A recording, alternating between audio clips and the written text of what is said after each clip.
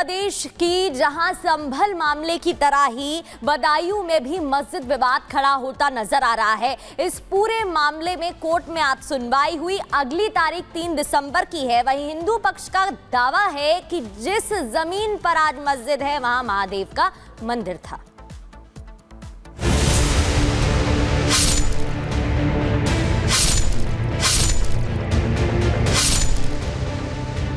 मंदिरों को मस्जिदों में बदलने की बाबरी मस्जिद से शुरू हुई कहानी काशी, मथुरा, कुतुब मीनार और ताजमहल तक ही सीमित नहीं रही। ये संभल और बदायूं में भी देखने को मिली। जब इसकी वापसी की मांग पर बल दिया तो बवाल हो गया।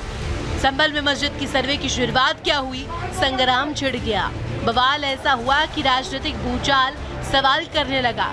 मगर अब चर्चा एक बार फिर से बदायूं की तेज हो चुकी है, जहां जामा मस्जिद के महादेव मंदिर होने को लेकर के सुनवाई हुई। सरकार की ओर से डीजीसी के द्वारा अपना पक्ष रखा जा चुका है। अब इंतजामिया कमेटी की ओर से अपना पक्ष रखा जा रहा है और उसका विस्तृत जवाब हम लोगों के द्वारा दिया जाएगा। आज उनकी बहस पूरी नहीं हुई है। 3 तारीख के लिए समय लिया गया है। 3 तारीख को अब आगे की शेष बहस शुरू हो। मंदिर जो है मस्जिद तो नहीं, इन्होंने अपनी खुद प्लान में जो हमें पार्टी बनाया है उसमें ये कहा है कि तोड़ के मस्जिद बनाई। तो इस माना कर मंदिर उन्हीं के अकॉर्डिंगली मंदिर अस्तित्व में है नहीं, लिहाजा जो इन्होंने दावा किया है निषेधाज्ञा वो चलने योग्य नहीं है। मंदिर मस्जिद विवाद को लेकर के जारी बहस में एक तरफ जहां हिंदू पक्ष इसे नीलकंठ मंदिर बता रहा है, तो वहीं मुस्लिम पक्ष मंदिर का कोई अस्तित्व न होने की भी बात कह रहा है, जिस पर जारी विवाद की सुनवाई के लिए हिंदू पक्ष के वादी समेत पैरोकार कोर्ट पहुंचे। सरकारी वकील की बहस हो चुकी है पूरी। अब इंतजामिया कमेटी और वक्फ बोर्ड रखेंगे पक्ष। अंत में हिंदू पक्ष करेगा बहस। मामला सुनवाई योग्य है या नहीं, इसी पर हो रही है बहस। साल 2022 में दायर की गई थी याचिका। मस्जिद में नीलकंठ महादेव मंदिर होने का दावा। अब 3 दिसंबर को होगी अगली सुनवाई, जिस पर उठ रहे सवालों के जवाब में हिंदू पक्ष के वरिष्ठ वकील हरिशंकर जैन ने कहा कि मुगल काल में जितने मंदिर तोड़े गए उन सब पर मुकदमा होगा। हम पूरे देश में कानूनी लड़ाई लड़ेंगे। हिंदू जाग चुका है। हिंदू अपने अधिकार की लड़ाई लड़ने जा रहा है और पूरे देश में, मैं इस बात को रिपीट कर रहा हूं, पूरे देश में कानूनी लड़ाई होगी और जितने मंदिर तोड़कर मस्जिदें बनाई गई हैं सबको हटवाने के लिए न्यायिक प्रक्रिया का से कार्य किया जाएगा। जहां एक तरफ संभल मस्जिद को लेकर के संग्राम देखने को मिला, तो वहीं बदायूं का मंदिर मस्जिद विवाद कोर्ट में है, जिस पर देखना होगा कि आखिर इसकी पोषणीयता पर क्या फैसला आता है। Bureau report, Republic Bharat. और चलिए जरा कुछ जानकारियां आपको ग्राफिक्स के जरिए देते हैं। बदायूं में मस्जिद की जगह मंदिर का ये पूरा मामला है। मस्जिद बनाम महादेव मंदिर मामले पर यह सुनवाई है। तो मस्जिद की जगह महादेव मंदिर होने का दावा हिंदू पक्ष की ओर से किया जा रहा है। अखिल भारतीय हिंदू महासभा की याचिका थी। इंतजामिया कमेटी और वक्फ बोर्ड को लेकर की बहस है। तो वाद की पोषणीयता को लेकर हो रही है बहस। मामला सुनने योग्य है या नहीं, इस पर फैसला होगा। डीजीसी संजीव वैश्य की बहस पूरी हो चुकी है इस मामले में, और अब इस मामले में क्या एक तरह से कहें कि ये जो केस है ये सुनने लायक है, आगे बढ़ने लायक है या नहीं है, ये तय किया जा रहा है। आगे की खबर के लिए रुक करेंगे प्रगति का। बिल्कुल, और आगे बढ़ते हुए अब बात करेंगे महाराष्ट्र की सियासत का, जहां सरकार पर सस्पेंस बना हुआ है।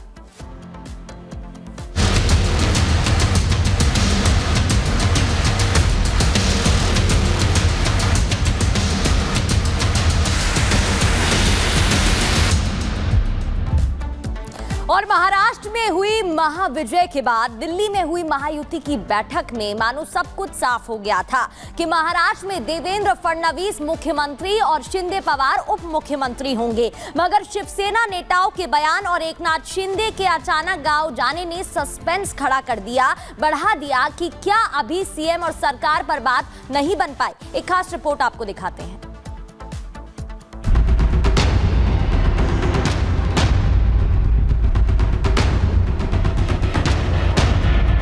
सरकार बनाने में हमारी तरफ से कोई अड़चन नहीं है। भारतीय जनता पार्टी के वरिष्ठ नेता जो निर्णय लेंगे मुख्यमंत्री पद के बारे में, उसको हमारा शिवसेना का पूरी तरह समर्थन है। हमारी महायुति में कभी भी कोई एक दूसरे के प्रति अलग मत ये रहा नहीं है। कुछ लोगों के मन में जो शंकाएं थी उनको दूर करने का काम सम्माननीय एकनाथ शिंदे जी ने किया है। थोड़ा इंतजार, बनने वाली है सरकार।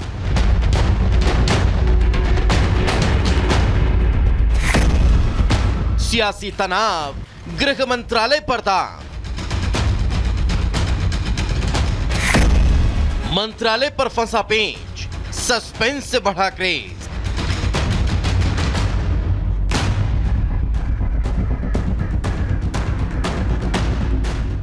महाराष्ट्र की महाविजय के बाद से घिरे सीएम फेस पर असमंजस के बादल छटने का नाम ही नहीं ले रहे। सर्द मौसम में गर्म होती महाराष्ट्र की सियासत भी कोहरे की धुंध में थोड़ी धुंधली नजर आती है। जहां दिल्ली में हुई बैठक के बाद लगा मानो तमाम अटकलों, अफवाहों और उहापोह के बीच महाराष्ट्र की सियासी पिक्चर रिलीज होने वाली है। लगा शायद सब कुछ साफ हो गया है कि किसे मिलेगी सीएम की कमान, मगर अभी भी सस्पेंस बरकरार नजर आता है। बीजेपी के दिग्गजों के साथ महायुति के नेताओं की हुई बैठक ने मानो महाराष्ट्र की महाविजय के बाद सरकार के साकार स्वरूप को आकार दे दिया था कि अचानक शिवसेना के नेता भरत गोगावले और संजय शिरसाट के बयानों ने सियासी सस्पेंस बढ़ा दिया। बताया जा रहा है मुख्यमंत्री नाराज हैं कि नहीं, कुछ नहीं, नाराज विराज कुछ नहीं। ये कभी नाराज दिख रहा है क्या आपको? हाँ, ऐसे कुछ नहीं। लेकिन वो गांव चले गए। गांव चले, थोड़ा रिलैक्स होने के लिए गए हैं। अभी इतनी भागदौड़ की, इतनी मेहनत की, 2-3 दिन में रिलैक्स होके आएंगे और बात। गृह मंत्रालय की मांग की आप लोगों ने? मांग तो की है, देखा जाएगा। आपको लगता है मिलेगा गृह मंत्रालय? देखा जाएगा। मांग के अभी उनके डीसीएम थे, तभी उनके पास था ना गृह मंत्री, हमारा मुख्यमंत्री होके, तो अभी हम लोगों ने मांगा है, तो गलती क्या है? नहीं, सीएम साहब ऐसी जो भी राजकीय पेच प्रसंग आता है, या तो उनको लगता है कि अपने को सोचने के लिए वक्त चाहिए, तो वो उनका गांव को प्रायोरिटी देते हैं।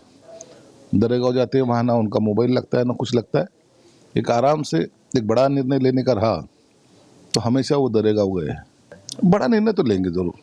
ये पॉलिटिकल जो हलचल हो रही है, जो उथल पुथल हो रही है, क्या करना चाहिए नहीं करना चाहिए, उसके बारे में वो जरूर निर्णय लेंगे। 6 दिन पहले ही तो साथ में मिठाई खाई, लेकिन सीएम पद और सरकार पर बात न बन पाई और नेताओं के बयानों ने टेंशन बढ़ाई तो सवाल उठा। फडणवीस, शिंदे, पवार दिल्ली में अमित शाह से मिले। मुलाकात के बाद कल महायुति की बैठक थी, मगर मुंबई में होने वाली एनडीए की बैठक टल गई क्योंकि शिंदे अचानक अपने गांव सातारा चले गए।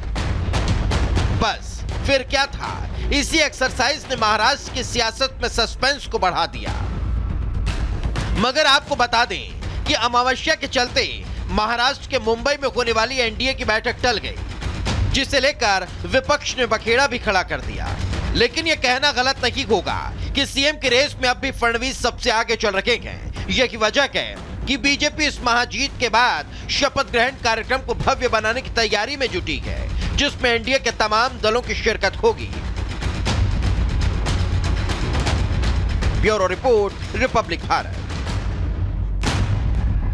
तो ये माना जा रहा है कि 2 दिसंबर को बीजेपी विधायक दल की बैठक होगी, जिसमें विधायक दल का नेता चुना जाएगा और बहुत संभव है कि 5 दिसंबर को नई सरकार का गठन हो जाए, शपथ ग्रहण हो जाए। ये माना जा रहा है, संभव माना जा रहा है। बीजेपी नेता शंभुराज देसाई ने कहा है कि सोमवार को मुंबई में बीजेपी विधायक दल की मीटिंग होगी और विधायक दल का नेता चुना जाएगा। यानी 2 दिसंबर को बीजेपी विधायक दल की मीटिंग है, जिसमें इसी बैठक में विधायक दल का नेता चुना जाएगा और 5 दिसंबर को हो सकता है शपथ ग्रहण। तो शिवसेना नेता संजय शिरसाट ने कहा है कि सरकार गठन को लेकर कोई विवाद नहीं है, 5 दिसंबर को शपथ ग्रहण हो सकता है। क्या कहा सुनो? हमारे साथ शिवसेना नेता संजय शिरसाट हैं। सर, कल आपने बयान दिया था कि आज कुछ बड़ा होने वाला है, क्या बातें थी और कब तक जो शपथ विधि हो जाएगा? शपथ विधि होने का वक्त शायद नज़दीक आ गया। 5 तारीख को शपथ विधि होने की जो अभी स्टेटमेंट चल रही है, उसी तरीके से 5 तारीख को हो जाएगी। मंडे के दिन भाजपा का गठन नेता चुना जाएगा और जो शिंदे साहब अभी गांव गए हैं वो कल शाम तक लौटेंगे। उसके बाद वो इस पूरे राजनीतिक माहौल पे क्या डिसीजन लेते हैं इसकी जानकारी शायद सभी आमदारों को बुला के वो देंगे। एक बात ज़रूर है, शिंदे साहब कुछ सोचने या डिसीजन लेने के पहले हमेशा दरेगांव को जाते हैं, उनके गांव में जाते हैं और वहाँ से वो एक अपना मन बना के आके निर्णय लेते रहते हैं। तो मुझे भी लगता है कि कल मंडे के दिन सवेरे शिंदे साहब अपना फैसला सुनाएंगे। क्या पोर्टफोलियो को लेकर कुछ विवाद है? पोर्टफोलियो के लिए अभी तक तो विवाद नहीं है। पहले सीएम पद का नाम जाहिर होना बाकी है, वो हो जाएगा। बाद में कौन से पोर्टफोलियो आ रहे उसके बारे में कौन से लेना चाहिए, इस बारे में तुरंत सोच विचार करके फैसला हो जाएगा। होम मिनिस्ट्री की डिमांड की जा रही है, विधानसभा स्पीकर की मांग की जा रही है, ऐसा कुछ?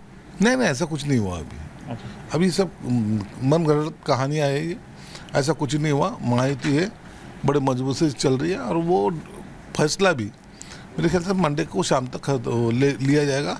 ये सब्जेक्ट क्लोज हो जाएगा। कोई विवाद नहीं? कोई विवाद नहीं। दूसरा ये कि कांग्रेस नेता भाई जगताप इलेक्शन कमीशन को कुत्ता कहा है, अपशब्द कहा है और ईवीएम को हार का जिम्मेदार बता रहे हैं। देखो, एक लोक प्रतिनिधि ने इस तरीके से बचकानी बातें करना ठीक नहीं है। हारने के बाद आप ऐसी बातें बोलते हो। जीत जाते थे इलेक्शन कमिश्नर अच्छा है,